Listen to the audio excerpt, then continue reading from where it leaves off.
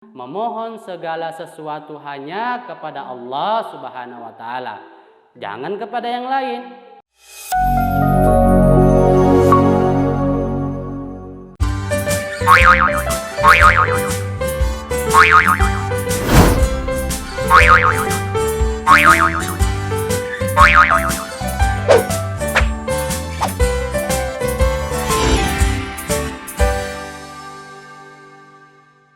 Bismillahirrahmanirrahim. Assalamualaikum warahmatullahi wabarakatuh. Hai anak-anak yang soleh dan solehah, apa kabar kalian hari ini? Alhamdulillah, semoga selalu diberikan kesehatan dan diberikan perlindungan oleh Allah Subhanahu wa taala. Jangan lupa untuk selalu semangat, jaga kesehatan dan patuhi protokol 5M. Kembali lagi belajar di channel YouTube kesayangan kita, yaitu PAI TV Balikpapan, channel edukatif dan inspiratif sahabat belajar kita di masa pandemi. Sebelum kita masuk pembelajaran hari ini, mari kita bersama-sama berdoa. Angkat kedua tangan kalian dan siap membaca doa. Bismillahirrahmanirrahim. Rabbi zidni ilma warzuqni fahma waj'alni minas solihin. Amin. Baiklah anak-anak sekalian, pada minggu kemarin kita sudah belajar mengenai pelajaran yang ketiga, yaitu indahnya nama-nama Allah, yaitu memahami makna Asmaul Husna, As-Somad, Al-Muqtadir, Al-Muqaddim, dan Al-Baqi. Pada hari ini Bapak akan membahas kembali indahnya nama-nama Allah, mengenai mengakui nama-nama Allah Subhanahu wa taala yang indah dalam kehidupan kita. Sebelum Bapak menjelaskan, silahkan kalian siapkan buku dulu ya, buku pelajaran kalian. Nah, Bapak ingin bertanya dulu nih, apakah kalian sudah memahami makna Asmaul Husna, yaitu As-Somad, Al-Muqtadir, Al-Muqaddim, dan Al-Baqi yang sudah kita pelajari minggu kemarin? Jika sudah memahaminya, marilah kita tunjukkan perilaku baik yang diajarkan oleh Allah Subhanahu wa taala melalui sifat-sifatnya dalam kehidupan sehari-hari. Anak-anakku sekalian, mengubah perilaku menjadi lebih baik memang tidak mudah. Perlu kejujuran, usaha yang sungguh-sungguh, disiplin, dan penuh tanggung jawab.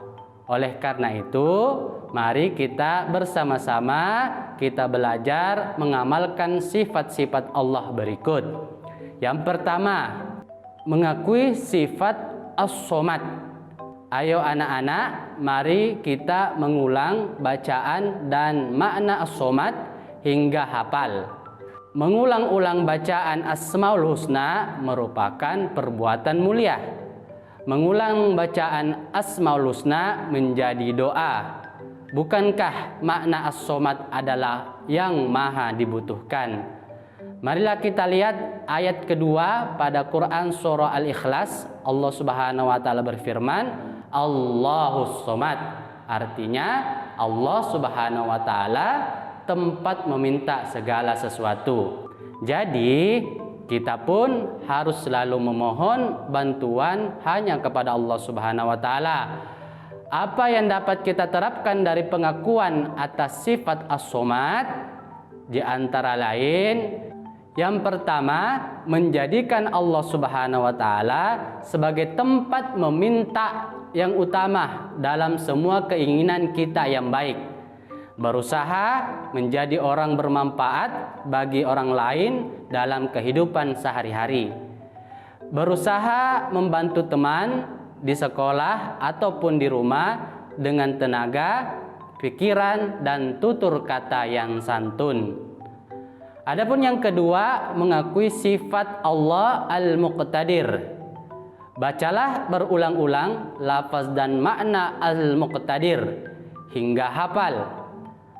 Arti Al-Muqtadir adalah Allah Maha Kuasa atau Maha Menentukan. Segala makhluk ciptaan Allah Subhanahu wa taala yang ada di atas dunia ini hidup, bergerak atau mati atas kuasa dari Allah Subhanahu wa taala dan ketentuan Allah. Anak-anak sekalian, pernahkah kalian merenungkan betapa bentuk tubuh kita? Kita bernapas dan sangat membutuhkan udara. Andai kata kita tidak diberi Allah Subhanahu wa taala udara untuk bernapas, tentunya kita akan sesak napas seperti ikan yang diletakkan di atas tanah dan tidak diberi air. Juga gunung-gunung api meletus mengeluarkan material yang banyak sehingga merusak rumah-rumah di sekitarnya. Bahkan bisa menelan korban jiwa dan masih banyak lagi bencana alam yang menelan korban jiwa. Semua peristiwa tersebut terjadi atas izin Allah Subhanahu wa taala. Allah Subhanahu wa taala mudah saja untuk menciptakan dan juga mudah untuk menghancurkannya.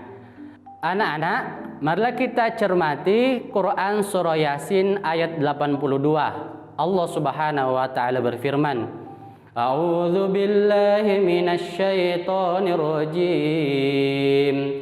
Bismillahirrahmanirrahim. Innama amruhu idza arada syai'an ay yaqula lahu kun fayakun. Yang artinya, sesungguhnya urusannya apabila dia menghendaki sesuatu, dia hanya berkata kepadanya, jadilah, maka jadilah sesuatu itu. Ayat di atas mengisyaratkan bahwa Allah Subhanahu wa taala Maha Kuasa atas semua makhluk ciptaannya. Bagi Allah Subhanahu wa taala mudah saja untuk menciptakan atau menghancurkannya. Oleh sebab itu, marilah kita terapkan sifat Al-Muqtadir, yaitu menjadikan Allah Subhanahu wa taala sebagai tempat berlindung.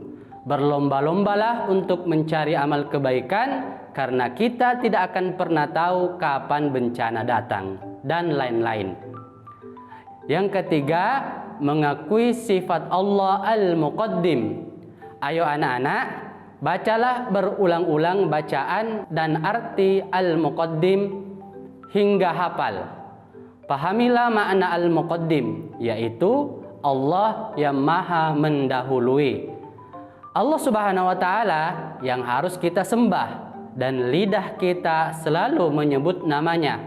Anak-anak, marilah kita mengakui sifat Al-Muqaddim. Yang pertama, dalam berbuat kebaikan, hendaknya kita lebih dulu berbuat.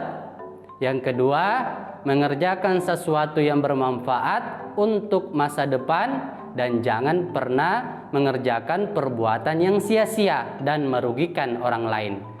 Selanjutnya, jangan suka menunda-nunda pekerjaan, terutama belajar. Dan selanjutnya, mendahulukan kepentingan umum daripada kepentingan diri sendiri. Yang keempat, mengakui sifat Allah Al-Baqi. Ayo anak-anak, bacalah berulang-ulang bacaan dan makna Al-Baqi hingga hafal. Pahamilah makna Al-Baqi, yaitu Allah Subhanahu wa taala yang Maha Kekal. Allah Subhanahu wa taala yang Maha Kekal menjadi tumpuan harapan kita. Pernahkah kita membaca kisah Nabi Ibrahim alaihissalam yang mencari Tuhan untuk disembah? Nabi Ibrahim alaihissalam pernah menganggap bulan sangat kekal, dapat menyinari kegelapan malam. Tetapi ketika siang tiba, sinar bulan lenyap. Kemudian Nabi Ibrahim alaihissalam menganggap matahari sangat kekal dengan sinarnya yang panas. Tetapi ketika malam tiba, sinar yang menyengat lenyap. Bulan dan matahari tak pantas untuk disembah. Demikianlah perjalanan Nabi Ibrahim alaihissalam menuju pengakuan kepada Allah Subhanahu wa taala yang maha kekal. Setiap ciptaan Allah Subhanahu wa taala akan hancur atau tidak abadi. Hanya Allah Subhanahu wa taala yang kekal abadi. Allah Subhanahu wa taala yang maha kekal, itulah yang harus kita sembah dan lidah kita selalu bertasbih kepadanya. Pernahkah kalian melihat rumah atau bangunan, kantor atau pasar terbakar, atau ada banjir menenggelamkan rumah hingga banyak harta benda yang hanyut atau terendam banjir? Berarti segala harta benda, kemewahan di atas dunia ini tidak kekal, karena hidup kekal hanya di akhirat. Berikut contoh ketidakkekalan manusia. Ketahuilah bahwa masa kanak-kanak tidak kekal. Suatu saat kita pasti menjadi tua renta dan mati. Waktu yang ada akan cepat berlalu dengan peredaran bulan dan matahari. Anak-anak soleh dan solehah, demikianlah penjelasan Bapak untuk materi pelajaran hari ini.